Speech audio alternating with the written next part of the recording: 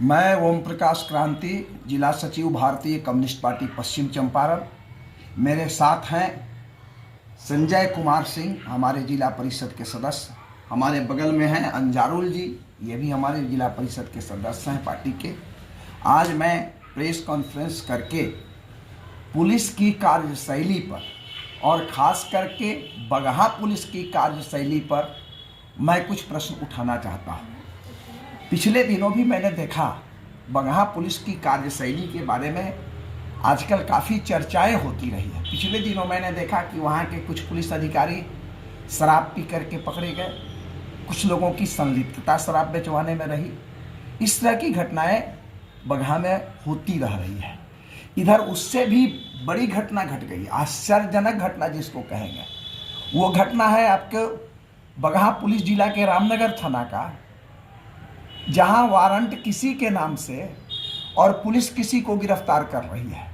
और सिर्फ गिरफ्तार ही नहीं कर रही है, बल्कि उसे न्यायालय में पेश भी कर रही है और वहां जुर्माना दे करके फिर उस व्यक्ति को छोड़ दिया जाता है।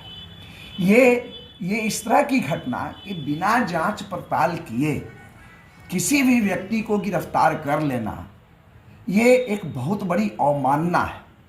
और जिन लोगों ने भी, जो भी पुलिस अधिकारी जो उस केस के आईओ हो, जिनके पास वो वारंट रहा हो, जो आईओ हैं, जो छापेमारी में गए, जो पकड़े गए, उनको निश्चित रूप से निलंबित किया जाना चाहिए। आज बिहार के अंदर पुलिस की दादागिरी बढ़ती जा रही है।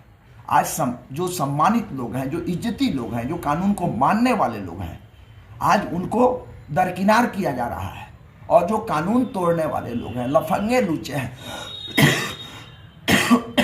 उनके साथ पुलिस के अधिकारी थानों में दरबार लगा रहे हैं, दलाल पुलिस के अधिकारियों के पास, थानेदारों के पास बैठ रहे हैं। तो ये घटना जो है वो निश्चित रूप से पूरी पुलिस व्यवस्था के कार्यशैली पर एक प्रश्नवाचक चिन्ह खड़ा कर दिया। और ये रामनगर थाना की घटना है कि जिस व्यक्ति से मैं आपको ये दिखा रहा हूँ, एक आवेदन जो उसने डीआईजी चंपारण रेंज को जो उसने दिया है, उसकी एक कॉपी है। उस कॉपी को मैं आप लोगों को दिखा रहा हूँ कि वारंट किसी भी नाम का है, जिस व्यक्ति के नाम का वारंट है वो 10 साल पहले मर चुका है और पुलिस बिना उसका जांच पड़ताल किए दूसरे व्यक्ति को जा करके गिरफ्तार कर लेती है। भोला शाह नाम का व्यक्ति, जिसका उर्फ नाम सुनर शाह, बागड़ शाह रहा है, वो उसके नाम से वारंट है।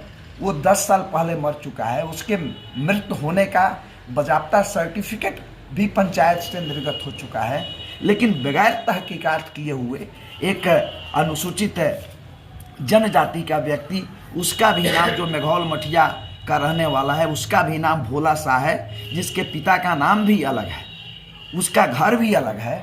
उसके बावजूद भी सिर्फ भोला शाह का नाम आ गया तो अब चंपारण भर में जितना भोला शाह है सबको पकड़ के पुलिस जो है वो बंद कर देगी। ये कौन सा नियम है? जांच पड़ताल करना चाहिए। तो कोई जांच पड़ताल नहीं किया गया और एक अनुसूचित जनजाति के व्यक्ति को, भोला शाह को पकड़ करके उसके साथ अपमान किया गया, उसको हाजत में बंद किया गया, उसको कोर्ट तक लाया गया।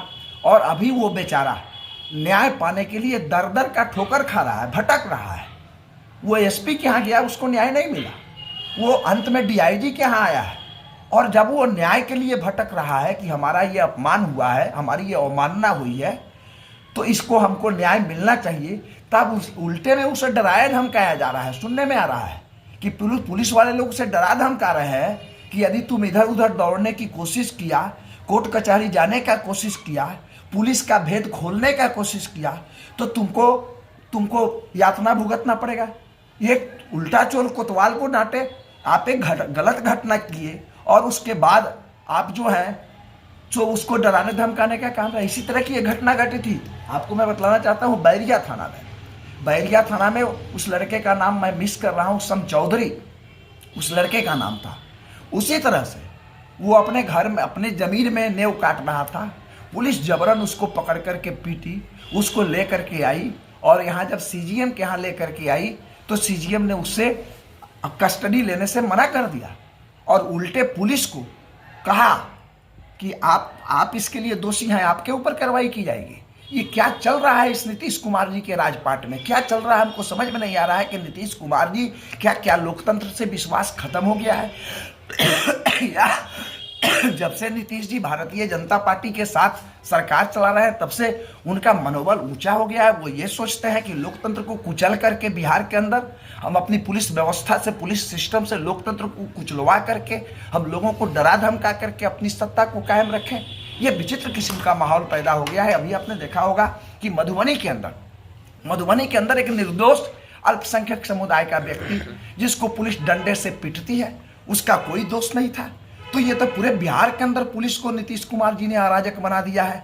और हम समझते हैं कि चूंकि मैं तो भारतीय कम्युनिस्ट पार्टी से जुड़ा हूँ, हमारे लोग भारतीय कम्युनिस्ट पार्टी से जुड़े हुए लोग हैं, हम लोग जितना ही अपराधियों के खिलाफ लड़ते हैं, गलत मानसिकता के खिलाफ लड़ते हैं, भ्रष्टाचारियों के खिलाफ लड़ते हैं, उसी तेवर के साथ भ्रष्ट पुलिस अधिकारियों और वैसे पुलिस कर्मियों के खिलाफ भी हम लड़ते हैं जो पुलिस डंडे के बल पर निर्दोष लोगों को सताने का काम करती है। उनके खिलाफ भी हमारी पार्टी संघर्ष करती है और हमने लड़ा है, इस जिला के अंदर लड़ा है।